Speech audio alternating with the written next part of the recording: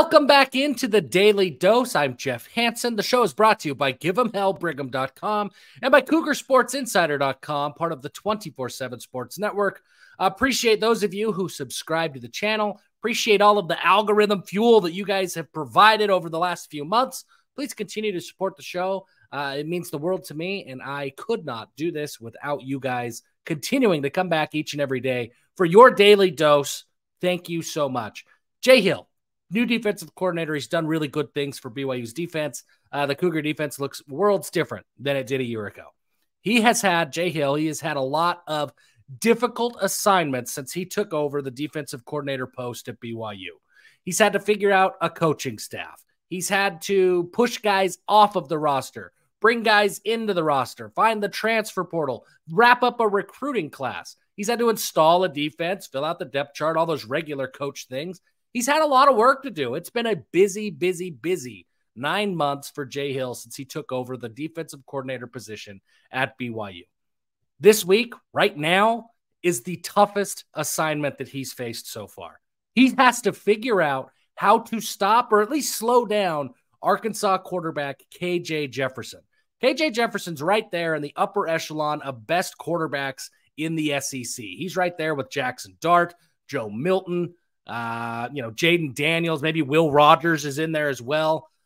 For my dollar, I put KJ Jefferson right there at the top. I'd maybe listen to an argument on Jackson Dart or even Jaden Daniels, but I think I'm putting KJ right at the top as the best quarterback in the SEC this year. He's that good.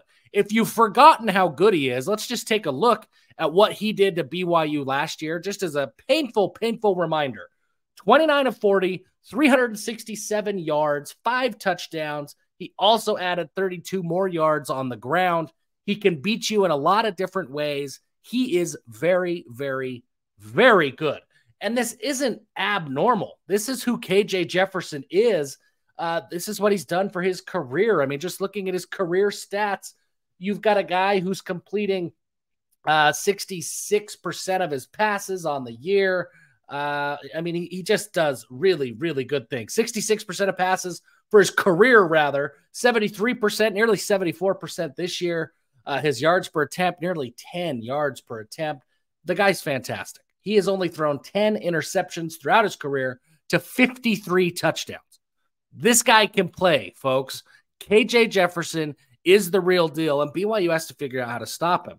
Jay Hill talked a little bit about the challenges that KJ represents and what BYU is going to have to do. Here's what Jay Hill had to say about KJ Jefferson and figuring out how to slow him down yesterday at practice. He said, he's a great player. He throws it good. He's got a good deep ball. He runs it. He's athletic, and he's really hard to tackle. He's such a big body. We've got our work cut out for us. He's a great player. He is a big body. KJ is listed at 6'3", 6'4" at some places, nearly 250 pounds, but he can move. That's not an unathletic 6'4", 250. He's built kind of like a Vince Young was, like a Cardale Jones was. He's a big body who can do a lot of things with his feet, and he's got a big, accurate arm as well. When you look at KJ Jefferson, you see a really good decision maker, a super accurate passer, and he's always looking to get the ball downfield. Last year, KJ had 46 20-plus yard pass plays. That's a pretty impressive number for a guy who also tacked on 600 yards on the ground. This is a pretty unique quarterback that BYU has to face, and I don't know how Jay Hill's going to do it. I mean, you really look at it, this is a tough task. And when you watch the film of what KJ did to BYU a year ago, he's everywhere. I mean, it almost is daunting how all over the field he is. But Jay Hill talked about this, and he said, hey, look, that game from last year, well, I'll read you what he said. He said, we've seen a lot of film of him doing that, not just to us last year, but to a lot of teams. You watch the first 2 games this year, and there's a bunch of times where people have an opportunity to sack him, and they don't. We're going to have to do a good job wrapping him up, and we're going to have to do a great job being physical with him. The last thing I'll say, when Jay Hill was asked, the last quote I'll read from Jay Hill, he was asked, how do you do it? I mean, really, realistically, how are you going to do this? And he said, you've got to be sound. You've got to be good with your eyes because he could hurt you with his legs at his feet. What you can't do is just start making stuff up and running down at him because then he can beat you over the top with the ball. We just need to go in and do what we do, play assignment sound, be physical when we get there. We've been a good tackling defense these first 2 games, and we need to do it again. The reality is that we've got our work cut out for us. There's no question about it. So what are the keys for BYU in terms of bottling up KJ Jefferson as best as they can? It starts with good linebacker play, and I think BYU has significantly better linebacker play this year than they did a year ago.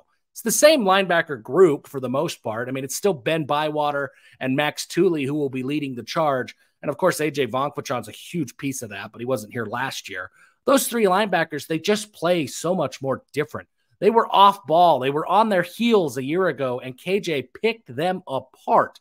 This year, those linebackers are aggressive. They are multiple. They're lining up all over the place. It's hard to identify who is going to come on a blitz. Last year, BYU didn't blitz hardly at all. So there's some aggression there. There's a different style of play from the BYU linebackers that I think stylistically lends itself to containing a player like KJ Jefferson, I guess, more effectively than they did a year ago. But KJ's still such a great player that BYU is going to have to be assignment sound everywhere else. They're going to have to bottle up the run game. Last year, KJ was able to go off, but so was the Arkansas running game. The Arkansas running game was crazy. You had Rocket Sanders, who ran for 175 yards on just 15 carries, and AJ Green added 50 yards on 11 carries of his own. You tack that kind of production on with what KJ Jefferson was doing, and they really could pick their poison on any given play. BYU is going to have to bottle up the run game. Raheem Sanders is not going to play. Arkansas coach Sam Pittman confirmed that this week. So that helps, but AJ Green's no slouch, and KJ Jefferson obviously can hurt you with his feet as well. You've got to contain that run game. So BYU's defensive front, they're going to have to be excellent at fitting their gaps and staying assignment sound so that KJ Jefferson doesn't scramble and beat them with his legs. If they can slow down some of that running game and force things into the secondary, that's proven to be BYU's strength so far this year. That defensive secondary has played very, very well. That's Eddie Heckard. That's Cam Garrett, Jacob Robinson. They've played well. BYU's safeties are going to be tested. KJ likes to throw the ball downfield. He likes that chunk play. Arkansas wants chunk plays. They haven't been able to get that going as effectively so far this year, but they have that in their arsenal. That's certainly a tool that they can bring out and really rely on whenever they need to. This is going to be a tough task. For my dollar, BYU has to have linebacker play. AJ Vongphachon, Harrison Taggart coming in rotations, Ben Bywater, Tooley. Those are the guys that are going to dictate how close BYU is able to keep this one. If those guys struggle at the linebacker position, then last year's game could come back, and this could just be chapter 2 of what we saw in Provo a year ago. If BYU's linebackers are able to stay assignment sound and just keep KJ Jefferson contained, I don't think they're ever going to be able to stop him, but if they can bottle him up so he doesn't single-handedly beat BYU, then I think the Cougars have enough juice elsewhere and have enough juice on the offensive side of the ball that they can keep this close. They can make this a game.